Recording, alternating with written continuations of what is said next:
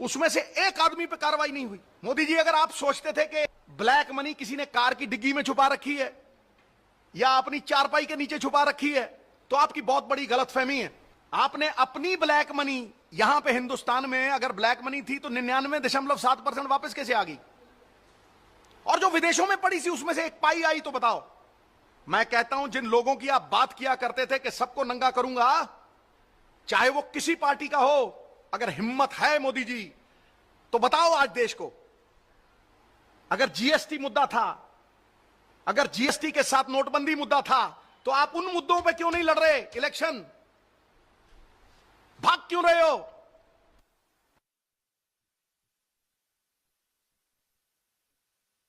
फौज है, this is an Indian army. किसी मुख्यमंत्री के शब्द जिम्मेवारी के होने चाहिए। यह हमारी आन बान शान है। आज आप डिफ्लेक्ट करने के लिए संस्थाएं सारी बर्बाद कर दी थी, अब फौज बची थी। फौज की आड़ में इलेक्शन लड़ोगे? सुना है सरहदों पे तनाव है, सुना है सरहदों पे तनाव है। अरे जरा जाके तो पूछो, क्या चुनाव है? यही तो सुमड़ी में गुमड़ी है। मैं आज ये चौकीदार का भेद भी खोलने वाला हूं। बात करोड़ों की, दुकान पकौड़ों की और संगत भगौड़ों की। जो चौकीदार की बात करते हैं, ये बता दें कि चौकीदार अमीरों के घर के बाहर खड़ा होता है, बड़ी बड़ी कंपनियों के घर के बाहर खड़ा होता है, या किसी गरीब की कुटिया के बाहर खड़ा होता है? बता दें। जो ये कहा करते थे कि सबका साथ और सबका विकास, वो बताएं कि जनता ने सबका साथ दिया, विकास सिर्फ अंबानी अडानी का कैसे हुआ? नहीं तो मैं बताऊंगा फिर। नाच मेरी बुलबुल के पैसा मिलेगा कहां, कदरदान अंबानी अडानी जैसा मिलेगा। अरे दुनिया कहां जा रही है? चाइना समुंदर के नीचे रेल लाइन बिछा रहा है, अमेरिका मंगल ग्रह पे जाके जीवन खोज रहा है, रूस रोबोटिक आर्मी बना रहा है, और आप चौकीदार बना रहे हो, वो भी चोर सिरे के। मोदी जी, आप कहा करते थे, और मैं आपसे पूछता हूं, हमारे कांग्रेस प्रेसिडेंट आपसे पूछते हैं कि अगर आप एक पेन लो तो उसका पक्का बिल लेना, तो जब राफेल के बिल की बात आती है तो आप बिल बिला क्यों जाते हो? बताओ ना कि आप राफेल के बिल के ऊपर बिल बिला क्यों जाते हो? और मैं बताता हूं आपको कि ऐसा इतिहास में आज तक हुआ ही नहीं कि राफेल का प्लेन उड़ाना था और फाइल उड़ा दी फुर्र। यह कभी हुआ है? कभी सुना है? कभी सुना है कि भारत की सरकार नेगोशिएशन नहीं करेगी, नेगोशिएटर नेगोशिएट नहीं करेंगे, और एमओयू 7,500 करोड़ में डूबी हुई कंपनी वो जाके साइन करके आएगा? एमओयू साइन करके आएगा, 30,000 करोड़ का फायदा लेगा, उसकी डूबी हुई कंपनी का 10 रुपए का शेयर डसॉल्ट 1100 रुपए में खरीदेगा।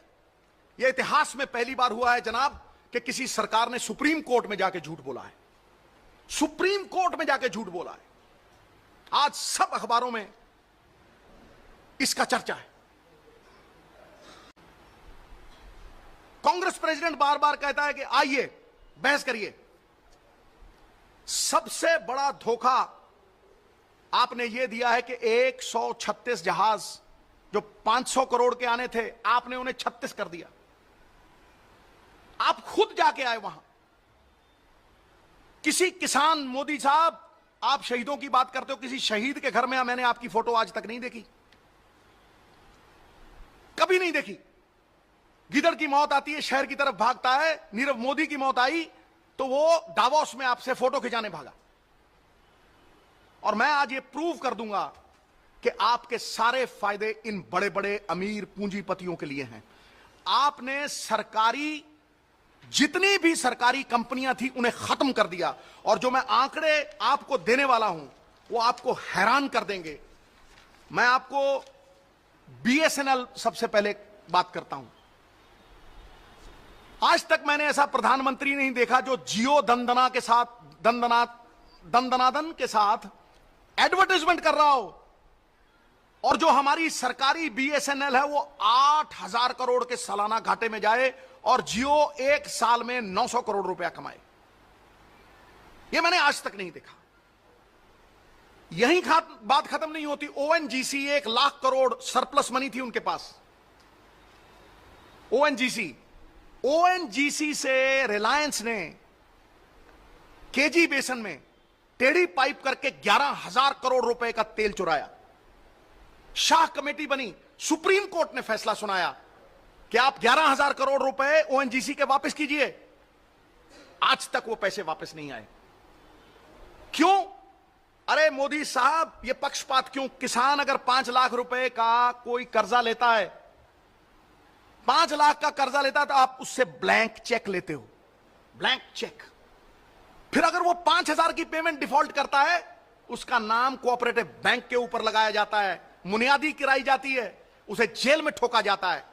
तो मुझे बताएं प्रधानमंत्री साहब, आपका क्या नाता है अडानी साहब के साथ कि 1 लाख करोड़ रुपया देनदारी है अडानी की, उसका ब्लैंक चेक आपने क्यों नहीं लिया?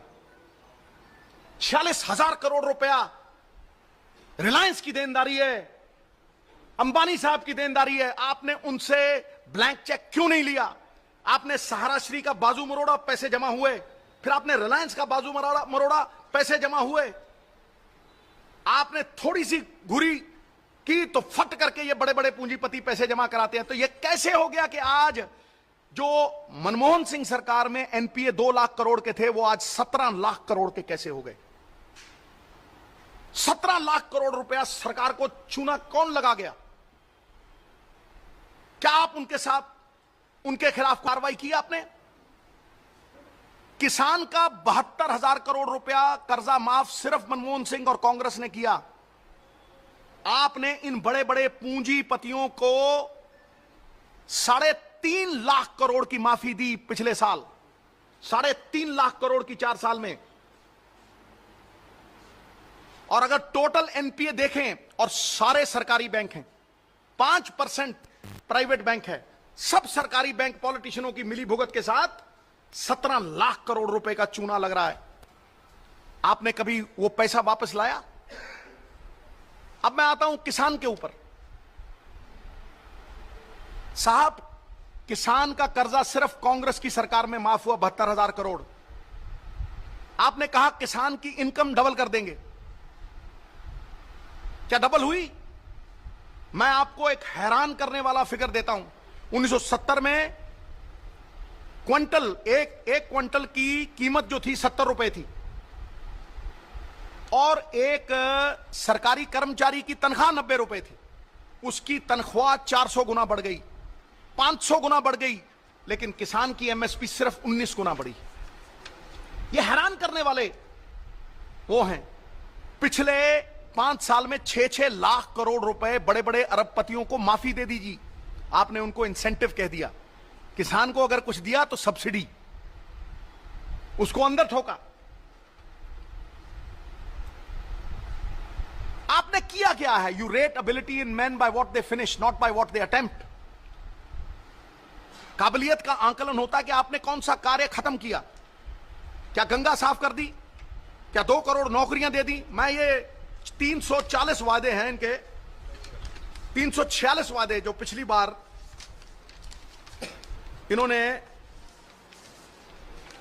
बोला था। एक मुझे मिनट दीजिए, मैं आपको सारे पढ़ के सुनाता हूं।